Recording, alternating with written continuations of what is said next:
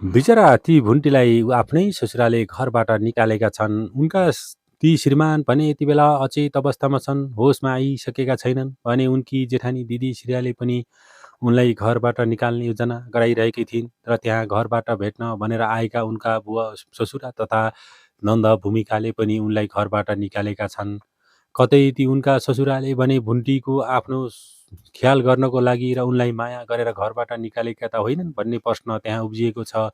किनभने ती ससुराले अहिलेसम्म भुन्टीलाई नराम्रो वचन लाएका थिएनन्।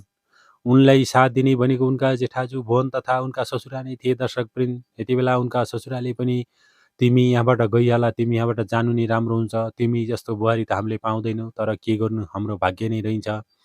भूपेन्द्रलाई अर्कै केटीसँग बिहे गर्नको लागि केटी खोजिसकेका छौँ भनेर उनका ससुराले भन्दै गर्दा बक्का निएर रोएकी थिइन्। दर्शकवृन्द, भुन्टी भने त्यहाँ भुन्टी निकै रुँदै रुँदै कसरी जानु, म मेरो श्रीमानलाई सन्चो भएपछि म जान्छु नि भन्दै गर्दाखेरि त्यहाँ उनका ससुराले भनेका थिए, तिमीले चिन्ता नगर, यहाँ हामीले सेवा रहन्छौँ र गर्नेछौँ, तिमी यहाँबाट गइहाल। तिमीलाई हिजो बिहान पनि त्यो भूपेन्द्रले त्यसरी नै हेला गर्यो, अहिले चाहिँ जेठानी दिदीले गर्दैछ, के भोलि बिहान उसले फेरि पनि त्यस्तै नगर्ला भन्न सकिन्न, त्यही भएर भुन्टी तिमी गइहाल भन्दै गर्दा भुन्टी जान्न भन्दा पनि जबरजस्ती त्यहाँबाट निकालिएको छ। दर्शक पनि के भुन्टीको मायाले निकालियो या चाहिँ भुन्टीलाई सधैँका लागि निकालियो त? तपाईँको विचार के छ कमेन्ट गर्नुहोला।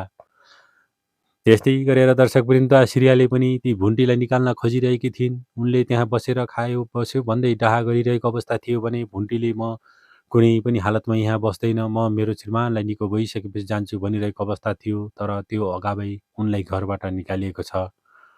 भुन्टी जाउन् कहाँ? दर्शकवृन्द, उनको दाईहरू पनि नबोल्ने अवस्थामा छन्। भुन्टीलाई जसरी त्यहाँ भूपेन्द्रको सेवामा गर्न आएकी थिइन्, त्यही आउँदै गर्दाखेरि उनका दाई टोकली तथा पूर्णिमा भने निकै रिसाएर हिँडेका छन्। दर्शकवृन्द, टोकली र पूर्णिमा भने उनको ससुराली पनि गएका थिए र त्यहाँबाट फेरि फर्केर गएको अवस्था छ भने उता भुन्टीलाई भने अब घर नखाटको बनाइएको अवस्था छ। उनलाई अब के गर्लिन् त? दर्शकवृन्द, हेर्दै गर्दाखेरि दर्शकवृन्द, ती भूमिका यानि कि उनका बुवासँग आएकी थिइन् उनको बिहेको पैसा जुटाउनको लागि, तर उनको बिहेको पैसा जुटाउन अगावै घर फेरि भताभुङ्ग भएको छ। अब घरमा के होला त? भुन्टीलाई निकाल्दै गर्दाखेरि नदेखेका भुवानले भोलि बिहान कस्तो एक्सन लिलान् त? उनले के भुन्टीलाई फर्काउनको लागि पठाउलान् त? दर्शकवृन्द, के होला त? अब पहिला भुन्टीलाई माग्न आइसकेको केटाले पनि उनलाई मन पराएको अवस्था छ र उनलाई अब के गर्ने कसो गर्ने भनिरहेको छ र कहाँ भेट्ने भन्दै गर्दा के कतै भुन्टीले उसँग बिहे गर्ने त होइनन्?